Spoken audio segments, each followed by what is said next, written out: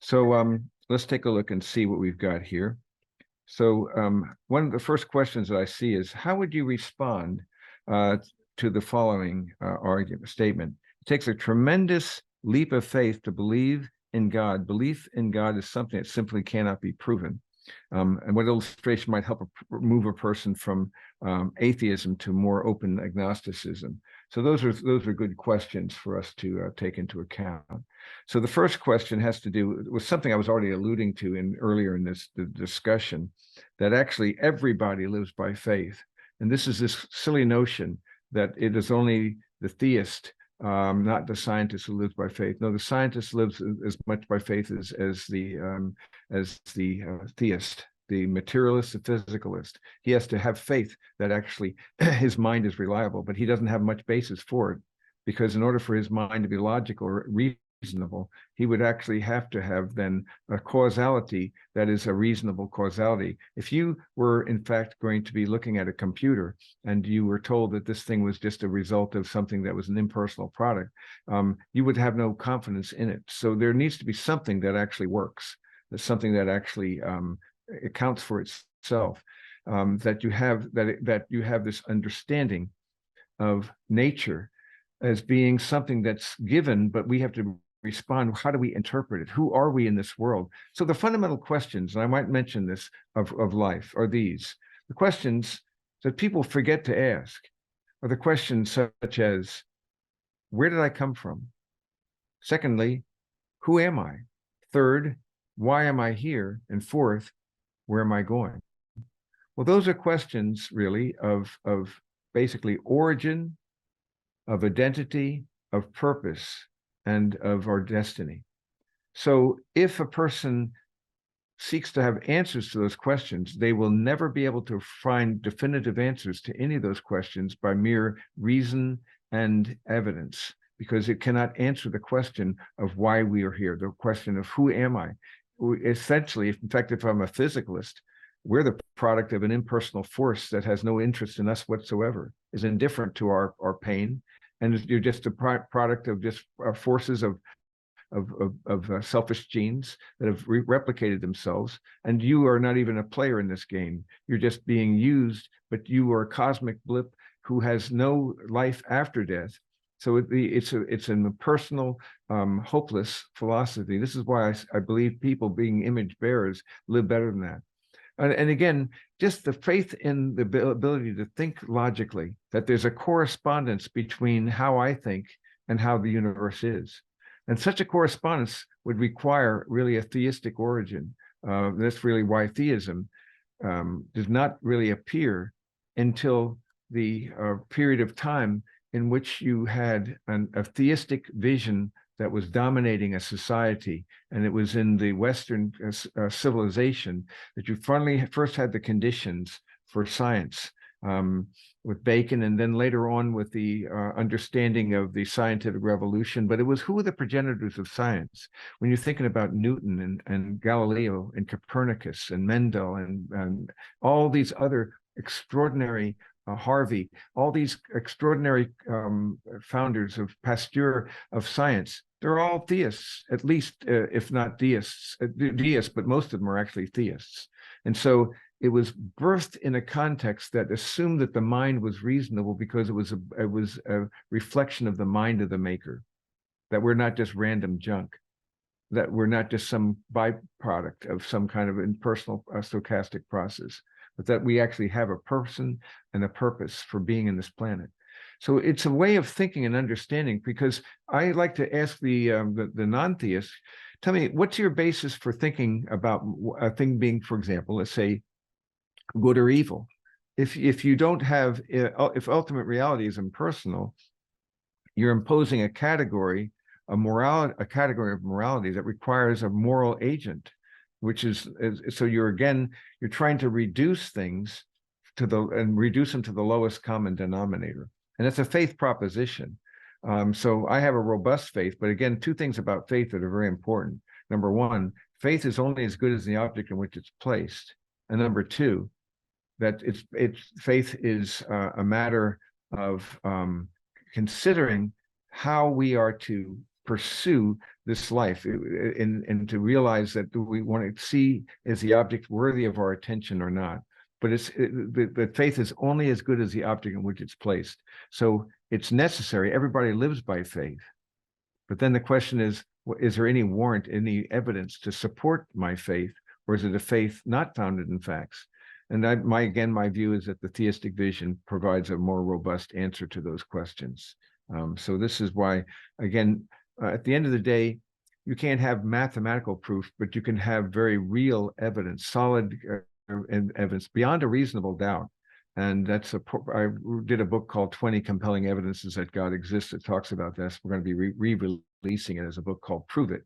And these 20 compelling evidences do not prove, but they provide compelling evidences that can cause a person to go where the evidence leads. And rather than just being committed to a theology or a vision of life that tries to reduce consciousness to brain states.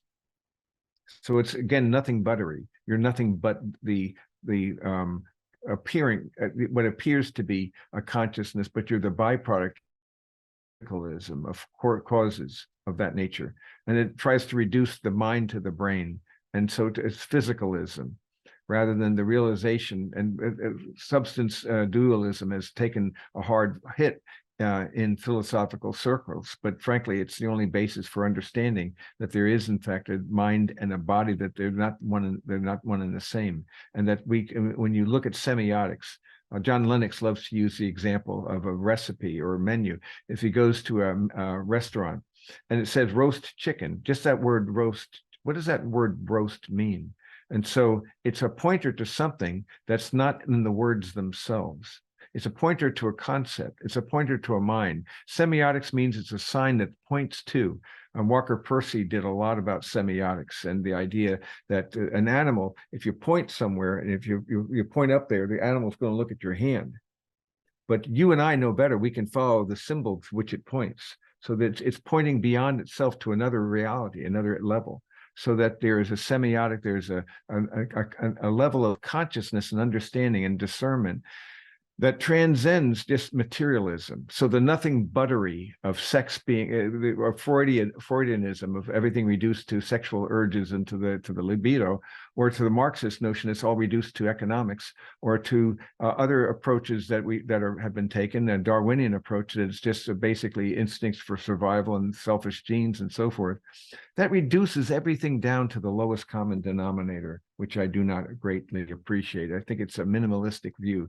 And a future session we'll have together, I want to talk with you about the hierarchies of meaning, levels of meaning, because it's evident that the higher a thing is, the more it can account for the things below it.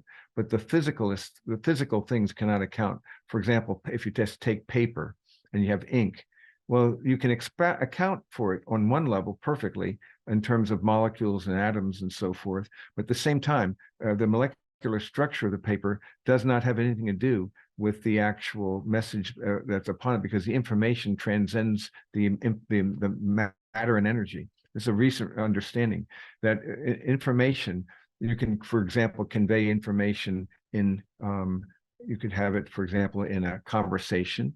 It can be audible. Someone can record that, and then they can print it out. Now it's no longer then through the energy, but now it's through matter, through physical materials, like as paper. But the energy, the information's the same. That's why a DVD that has a movie on it that's embedded in it weighs no more than one that does not have it embedded. The information transcends the medium. And so what is the source of information? In the beginning was the Logos, the Word, the one who spoke all things into being, the mind, the agent, the one who is the wellspring of all that is good and beautiful and true. So these are just approaches that I take. Again, faith is only as good as the object with its faith. And secondly, everyone lives by it. So don't suppose that that people, so the question is your faith founded on good warranted evidence? That's where I'm going. Let's look at another question. What role does God play in the development of human consciousness from one generation to the next through language in general and the Bible in particular? That's an intriguing thing. It's Tom Wolfe, in his last book, wrote a book about Darwin and about language, and demonstrated very beautifully that that language cannot be developed by any evolutionary process. It transcends the kinds of approaches that people say, mimicking sounds and so forth, but it has its own meaning, its own semiotics, its own understanding that cannot be developed just incrementally. There is something that we were given and spoken and brought into being, so that the whole idea of the development of our consciousness would be conscious development is our consciousness is received from God. So if you see on the one level, you go to Genesis 1-4, and you see all these aspects of the Imago Dei in that text. I plan to do a series on it. But one of the things, yes, he made him out of the dust of the dust of the earth. You see, he made him out of the ground. So in one level, he is physical, but then he breathed the living spirit into him. And moreover, he made him a being who actually is a relational being. It's not good for him to be alone. He was the aesthetic being because they saw the fruit, and it was desirable to the eyes. He had an aesthetic view, and it was good to make one wise and to know the difference between good and evil, a moral being, an agency of work, a creative being, a communicative being, and on it goes. All these layers and levels of what it means to be a human right from the very get-go. So it's not a question of a gradual evolutionary development. In fact, there was one primal original language, and that all spoken. Excuse me. And the Tower of Babel becomes a story about how it vociferated, it broke apart, it divided, and there's been a loss of communication. Although we are now building the new Tower of Babel, which is technology and AI and a variety of other things. The whole idea of a new Tower of Babel, which is going to be digital, and it's going to be quantum. So it's very intriguing how that first Tower of Babel he destroyed, because it would be nothing to prevent us from doing what we want to do. But here's the point before we go there. The idea is that one language of one people, and it was given from the very beginning that man was also able to name the animals. He was an intelligent, logical being. Think about the taxonomy that he had to come up with, the logic that he had to say, you are a giraffe, or you are this, and you are that. For him to name the animals, he was a scientific being. He was a creative being. He made a maker, homo faber. He makes the tools and musical instruments in chapter 4. It just goes on and on. It's a richer account than just merely some kind of mutations and natural selection, and then the supposition of lots of time. Give me enough time, and even the most impossible things become possible. That doesn't work when you actually put it to the cases. What are some cause and effect arguments for the existing of God? Well, I've given you a few things already, kind of layering it. But one of those cause and effects idea is inference to the best explanation asks the question of where does information come from, would be a good example. In fact, I'll give you 4 cause and effects that I use from science. Again, I've looked at them in part. But the first one is the evidence for the universe's beginning. And that's we've talked about that, and there are good reasons for the evidence for that evidence. And they cheat trying to come up with these quantum foam or gravity. You're cheating. It's nothing. Not just you're cheating. You're trying to throw something in there. So that's not the way it works. That comes from nothing. And then there are other things. I use the second law of thermodynamics, which shows, that's another thing I'll show you another time. It's fun, but it shows that ultimately that energy is declining, and that we're going downward and we're not rising up. But the idea, the first one then is the evidence for the universe's beginning. The second cause and effect argument I would use is the evidence for the fine tuning of the cosmos, and it's exquisitely fine tuned on so many orders and so many ways. On the microcosm, the laws of physics, the macrocosm, the laws of cosmogony, and also the area of the expansion rate of the universe, all these, the nature of the particles and their relative weights and so forth, the energies that are astonishingly fine-tuned. And so these is just, it would be like we won the lottery.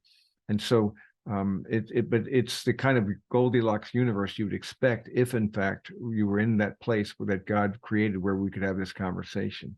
Then the third one is the impossibility of biogenesis, or the origin of life itself. It's the impossibility of how life itself could have originated. And the more you look at it, we can't even create a simple protein. and assemble chains of amino acids together in a polypeptide bond that produces a protein, and let alone that the primary, secondary, tertiary, and quaternary foldings that implies, which adds even more new information to the space-time geometry. No one understands that, let alone beginning to make DNA. And so even the RNA hypothesis, as if that's going to solve the problem, it's much more difficult than people might suppose. So the impossibility of biogenesis, and then fourth is the nature of information, as I've alluded to it before. With 3.2 billion nucleotide pairs in your DNA, it's the longest letter, as you could see, that's ever been conceived of. And this longest word, rather, it's like a word, and it's information. And what's interesting is that in the nucleotide pairs, the 4 different kinds of nucleotide pairs, the chemistry is indifferent to the information. They could all 4 of them could have an equal probability of being one after another. And so why would adenine, cytine, guanine, and thymine, why would they happen to, but actually when you see, they're like letters of an alphabet, and they have to be in the right sequence. But what makes them in the right sequence? The chemistry doesn't do it. So what puts them in the sequence? It's information that's supplied that transcends the chemistry of the material itself. And so it's an awesome concept to realize, again, that information, show me a message that doesn't require a mind. Walker Percy's message in a bottle comes to mind. The whole idea that a message requires a mind. It requires an intelligent agency. So we can argue from the top down, but never from the bottom up. And that's how I would see it. Now let me look at another. How can we discuss belief in evolution being compatible with belief in God when faced with the argument of the Big Bang? That's a whole discussion in itself, I'm afraid, and I'm going to be doing a thing on that for you, because I want to do a thing that's called Science, Faith, and Reason, a separate series, a real presentation on that. I already have a thing. I think I've done that. I think if you go to the YouTube channel called Reflections Ministries and subscribe to that channel, Reflections Ministries, the YouTube channel, I believe you'll be able to find some, look up Science, Faith, and Reason, and there's another one for Intelligent Design. I believe they're there, and you'll see a slideshow and a presentation that answers those questions. But at the end of the day, though, we're dealing here with the whole idea of inference to the best explanation as to showing why a chance can't produce complexity and so forth. And then can it be done in an iterative manner? And then this is where Michael Behe and others come in to play with the whole idea that you have complex systems that had to be all at the same time assembled collectively, not in part. It's all or nothing. So when you think about the whole idea of the fibrinogens layers that are forged together to produce a blood clot, there's a protein cascade. I think it's about 27 phases, all which require the proper catalysts and timing. And when it comes to kinetic systems, time is not your friend; it's your enemy. And that's so they have the supposition that more time anything can happen. No, the more time it happens, it's less. The more likely it'll break down. It's the second law. So this is why it doesn't work on so many multiple levels. But the idea then that you have a process that can't be anticipatory, you don't have a structure, you don't have a system, it's becoming increasingly anemic. And in fact, as the technologies, both of the microcosm and midicosm and macrocosm, continue to grow, the more we come to realize as well that it becomes more elegant, not less, more mysterious, not less. And it's going up almost exponentially. And so I'm dazzled and marveling and looking at things that I've never could have even conceived of before. I saw, for example, and I'd like to give you this assignment to go back to the YouTube, and this time, besides subscribing to the Reflections Ministries channel, I'd like you to subscribe to the John 10:10 project. And so you shall know the truth. The truth will set you free, is what the John 10:10 alludes to. That's a wonderful series of videos there. And the Discovery Institute is another one I'd love you to subscribe to.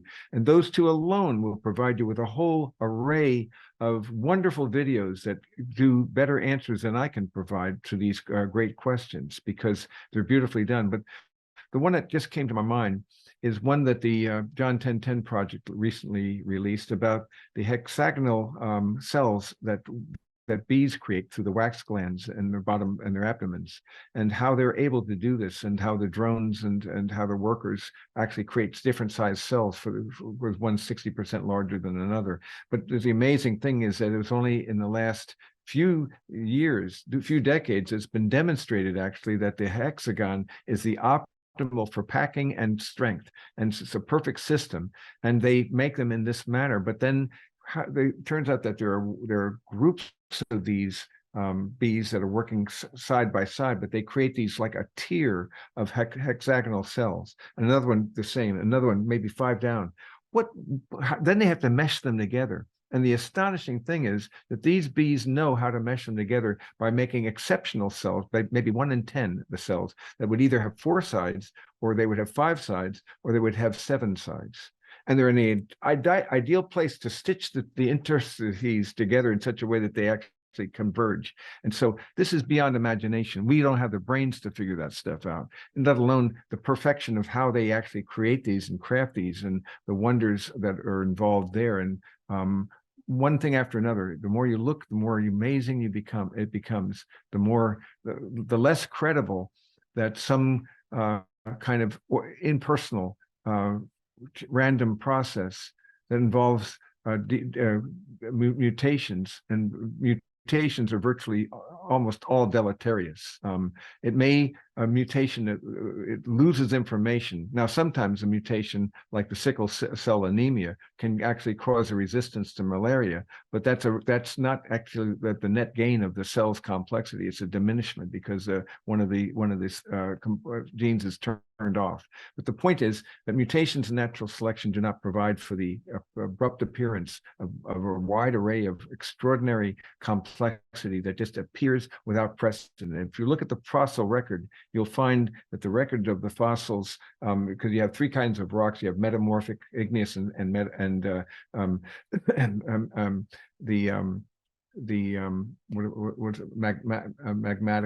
volcanic, and so it's only the sedimentary rocks. So metamorphous, igneous, and sedimentary. Sorry about that. All the fossils are in the sediments because they were rapidly and violently water deposited. The supposition is they're all in local areas, but the point is that if you look at the strata of the sediments, there are 3 things that emerge from the fossil records. One of them is abrupt appearance without any precedent, of basic body types, especially in the Cambrian explosion. Stephen Meyer does a great job with that. But then secondly, not only abrupt appearance, but the second thing you see in the fossil record is stasis, that is to say, no change. And then the third thing you see is extinction. And that's been the record all along. And so there's ways we see this, but you see these things appear without precedent. And so again, that provides more evidence. So the more I think we look at these things with an open mind, rather than having the reductionistic approach to science that requires that science must be done by consensus, which is a crazy notion. The best science is not done by consensus. It's by going to where the evidence takes you, even if it's not the actual collective whole of what people most believe. So let me see what's another question. How do we love people we disagree with and tell the truth in love? And this is a wonderful question. The nature of tolerance. Tolerance is an important area here because, let me see what's our time frame here. Looking for my time. Okay, good, actually. Okay, I have enough time. But tolerance is a virtue. And I believe that tolerance has always meant that you can agree to disagree, even if you don't agree with their opinions or their behaviors. So that if you disagree with someone's beliefs and behaviors, you are going to tolerate that person, but it doesn't mean you have to agree with them. To mean that you can still love that person, and you can serve that person, you can pray for that person. And that has always been what tolerance meant. So suppose you went to a restaurant and said, "How was the meal?" "Well, I tolerated it." It's not a compliment. So endured it. But here, tolerance has been redefined to, you have to buy my position or you're the one who's intolerant. So the most the most intolerant approach to life has been actually fostered in the academy and in institutes of education, where if you don't agree with their beliefs and behavior, you're the one who's intolerant. But you see, it cuts both ways. No, they're intolerance of your perceived intolerance. You can't go that route. It doesn't work that way. Tolerance always means that you can love a person, but their approach is that if you don't agree with my belief and behavior, then you are the one who's vilified as intolerant, and there will be no grace for you, but rather so a kind of a judgmental mindset and a humorless and loveless approach. So, in my view, a biblical vision embraces us and invites us to be more tolerant than most people ever are. And so, and I see I can still love an unbeliever, and regardless of their belief or their behavior, I can still love them. I don't have to agree with them, but I can love them. And that's a distinction that has been sadly lost, and it's become an imperious form of intolerance that is the most horrendous diminishment of academic freedom and academic inquiry. Because then any dissenting voices are vilified, and people are afraid. You have to be very courageous to go buck up against that tide. So it's always been a real problem. So let me see what else we've got. So the whole idea is, I was just, for example, with some friends where we don't agree, but we spend a wonderful time basing what we do love. So I find it the best thing I can do with anybody, no matter what their views, is to love what they love, and that's to say, to share what we share in common. If we both love the same good, that's the basis for a friendship. And showing beauty is the apologetic for our time. I really believe, and beauty as well as story and narrative, as well as the whole idea of having a sense of real hope, a real sense of purpose, a sense of community, sense of conveying that, a sense of authenticity, a sense of reality, events about being who you claim to be without posing and preening and posturing and positioning, as we see so often done in the industries of self-inflation that are often associated with social media, and the whole idea of this mindset of manufacturing and image impression, let's call it impression management, image management. Then you don't have the authentic self. People want the real you. So you can love a person and you can listen to them. I think one of the best things we can do, and this is, I think, something I would encourage all of us to do, ask good questions of your friends. But you want to do it in a context where love is felt, the message is heard. So when you are loving a person and they sense that you care for them, and you're looking at them, you're listening to them, you're asking them questions, and based upon their questions, I ask other good questions about those questions. And so it helps them think a little bit further as a sounding board, and I'm reflecting their own thought back to them. And it's very helpful. They want to hear. Most people have to pay to be listened to that well. They go to counselors and therapists, but here you are giving them the gift of other-centered attention through learning to listen with love. And where love is felt, the message is heard. And it creates an immediacy, an authenticity about you. There's something about this person that really does care for me. So when you manifest the fruit of the Spirit as you're walking in the Spirit, and as you're abiding in Christ, and you're talking with a person, then I believe that you become a winsome person. Because after all, who doesn't want to be around a person who manifests the fragrance of Christ in their arena of influence? Love, and joy, and peace, and patience, and kindness, and goodness, and faithfulness, and gentleness, and self-control. Who doesn't want to be around a person like that? So you become winsome.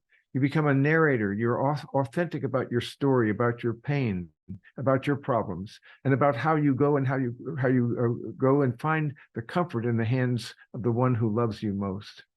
And the revelation that we have the idea of one who has taken our judgment, taken our hit. He gives us meaning and gives us his grace. This is amazing stuff. So just looking it through that way has been very helpful for me. Which book would be good to counteract the God delusion by Richard Dawkins. You know, I would read John Lennox's book on Stephen Hawking, I think. Look that up. But John Lennox has a good book that discusses that. I think he also does a critique as well of the so-called God delusion. In fact, another thing, go back to YouTube. You go to the Veritas, look up John Lennox. I've been looking at some of his videos because he's so awfully winsome, and I can learn from these masters. So I just love the way he works with the audience, and he'll throw in stories and things of that sort. And I try to do the same. But that's about their own journey and their own pain. Because how do I deal with it, with the pain of the diminishment in my wife or my daughter and the pain that I encounter? Well, I have answers to that I can share publicly because it's a public good that they can experience in Christ. The one, because you come to realize that contentment is a gift, and love and joy and peace, these are choices. So the gift of contentment is actually the grace of God that gives you the capacity to choose the way of contentment by being content, because you know that God has your best interests at heart. So then I can choose the way. He knows what I need, and he will give me, he will provide all your needs in Christ Jesus. Therefore, whether I have abundance or I am abased, as Paul says to the Philippians, I know the secret of contentment. And so contentment is a great thing that few people have. Secondly, gratitude. Gratitude is a huge gift. And if people see that you are a person who resonates with contentment and gratitude, and third, with a sense of a childlike wonder at beauty, I think that's becoming the most important thing about my relationship with others now, is just, let me show you something beautiful. And I show pictures I've taken of flowers and others have taken, or of the natural world, and look at this thing and zoom into this thing, and you see the structures and the colors. That's a great experience to have. It's an incredible thought. In fact, I'll sum up one thing for you just as a recent thing, because I just go to the current thing here. Just as a kind of reminder of some things. Let me just see. Let me go all here. And let me just share some beauty that I saw when I was in Tucson as an example of this. And what was interesting, I'm looking at these saguaro cactus, and they're just incredible. The structures, the order, the beauty of these. And I look at these and I see what marvelous entities that we're looking at, and just zooming into these things, and you see elegance and structure and complexity. Now I just missed the peak of this bloom, but the cactus was in bloom, and you see even there though the resonant remaining colors that are splendid to see. Have an eye to see. So this is and then after that, I took some more photos later that night. And I loved this tree. And so I loved its bark and the texture of it, and just the way it shapes and the way it moves, and the architecture, the dendritic architecture, just being wowed by that. And why does this one go off in this direction? But at the end of the day, it will form a leaf canopy that is actually like a dome. And so how does it do this? And so you see these things. Later that night, just as the sun was getting low, you could see it illuminated the images behind me, and you can see these extraordinary flowers, and each one is a beauty and a wonder. And you can see that there's something. Why do we love that? Why do we resonate with that? So we see this image here of, again, you just caught the light the right way. So there's a brilliant light there that offsets the light in this barrel cactus here. So there's something about that's remarkable, that's beautiful, that requires something. And I zoom into this, and I just love to look at these ribs and just doing a study of the complexities and the elegances that are involved in these wonderful plants. And then this was a wonder to me. This is almost unbelievable. The beautiful structure that just goes further in, and then you can just trace it through, and there's an order, and even the way that the thorns go from white to black on each one of them, it's just a marvel and a wonder.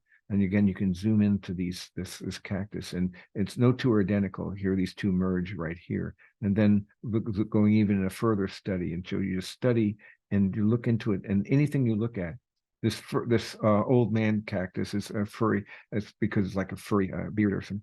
And then the stars at night. And my favorite one, I think, was this one here, where you can actually see the stars. And under that beautiful sky in that Sonoma Valley. The interesting thing is one of the I showed these photos to one of the attendees of this conference, the FCCI conference in Tucson. And it turned out, it was interesting for me to observe that very, very few of the people ever paid attention to the beauty in which they were immersed. And it was their loss, I think. We have to create an eye that's attuned to the glory of the living God and have an eye open to his beauty. So that to me is the key thing.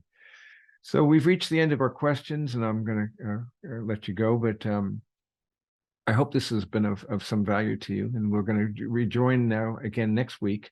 Again, we're going to be looking at the question of are miracles possible, and doing an overview of that. And again, you can go to the website reflections.org, and you can also go subscribe to the YouTube videos, which are under the Reflections Ministries channel. And I hope I'm not missing anything. That's probably the main things to cover. So I look forward to seeing you next week, and may the Lord bless you and keep you, and make his face shine upon you, that he would give you his grace and his peace in this time, in a time that has no peace, it seems, a time where people are riddled with anxiety and drilled into their minds by doubt and despair and depression and darkness. Here, you and I have a capacity to look beyond that and to realize the best of this world is nothing compared with the least of the age to come, and that God is going to save the best for last. And that is the way of looking at life. And it is not a fool's proposition. It's based upon the one who came from the other side, the one who came into being. And he made the world, and all things were made by him. And the world did not recognize him. But as many as received him, to them he gave the right to become sons of God, even to those who believed in his name. And that word believe, though, and receive, they see their apposition. That is to say, to believe is to receive. It's not intellectual acknowledgement. Rather, it's personal reception. It's receiving and trusting himself to a person. That's my prayer for all of you as well. May the Lord bless you and keep you and make his face shine on you. God bless.